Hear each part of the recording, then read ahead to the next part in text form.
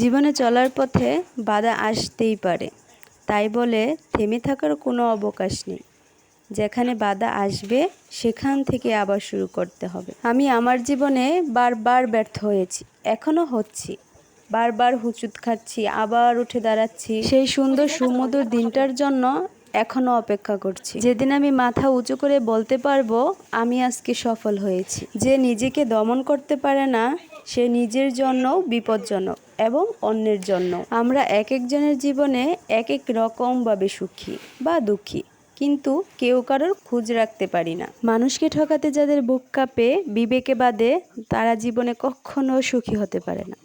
দুঃখই সারা জীবন তাদের আঁকড়ে ধরে রাখে। তুমি জীবনে একবারই বাঁচবে, যদি ঠিকঠাকভাবে বাঁচো একবারই যথেষ্ট। জীবন অনেক কঠিন, আপনি যদি বোকা হন তখন তা আরও কঠিনে পরিণত হয়।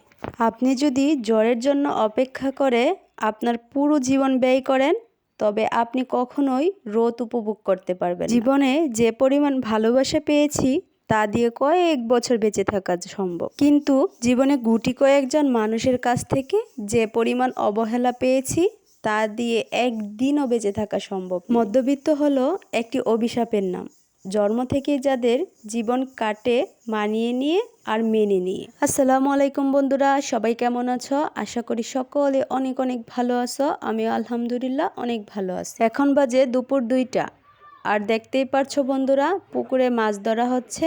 আর আজকের ভিডিওতে এটাই তোমাদের সাথে শেয়ার করব। আশা করি ভিডিওটা তোমাদের কাছে ভালো লাগবে, শুরু থেকে শেষ পর্যন্ত আমার সাথেই থেকো।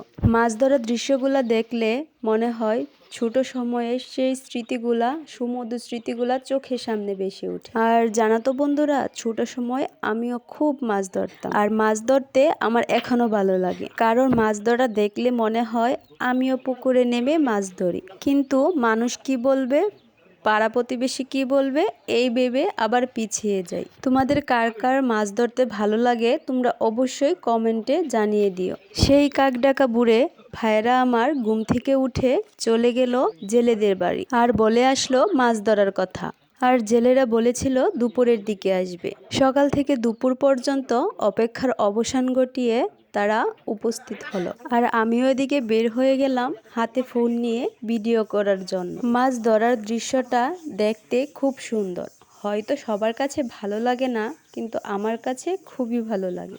পুকুরে মাছ আছে কিনা সেটাই দেখার জন্য জেলেদের নিয়ে আসা হয়েছিল, কারণ গত বছর বন্যাতে অনেক মাছ বেশি গেছে, যে কারণে আমাদের ধারণা ছিল পুকুরে হয়তো তেমন একটা মাছ নেই।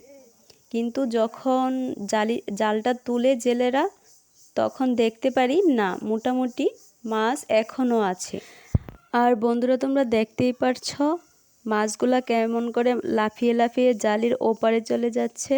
এগুলো দৃশ্য দেখতেও খুবই ভালো লাগে। আমাদের পুকুরে বাংলা মাছের পরিমাণটাই একটু বেশি, আর পুকুরে যে এত পরিমাণ ছোট ছোট মলা মাছ হয়েছে তা আমরা কল্পনাও করতে পারিনি। যখন জেলেরা জালটা তুলে তখনই আমরা সবাই দেখে অবাক হলাম, একদম 1.5 বালতি মাছ হয়েছে, যেখানে হয়তোবা 15 থেকে 20 কেজি ছোট মাছ। আর আমি মাছগুলা দেখার সময় এতটাই উৎসাহী ছিলাম যে ভিডিও করার কথা মাথায়ই ছিল না, তাই জন্য সবটুকু ভিডিও করতেও পারি নাই। আর এদিকে দেখতেই পারছো বন্ধুরা ঠিক কি পরিমাণ ছোট মাছ হয়েছে। সবাই মিলে একসাথে মাছ ধরা আর মাছ মারার মজাই আলাদা।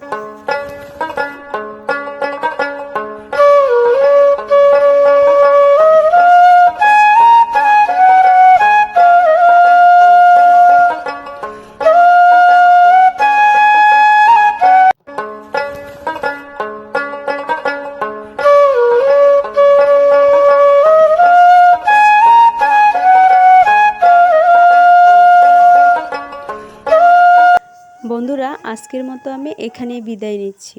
সবাই ভালো থেকো, সুস্থ থেকো, আর যারা যারা আমার চ্যানেলে নতুন তারা অবশ্যই আমার চ্যানেলটা সাবস্ক্রাইব করে দিও। আর হ্যাঁ, পরবর্তী ভিডিওর জন্য অপেক্ষা করো। আল্লাহ হাফেজ।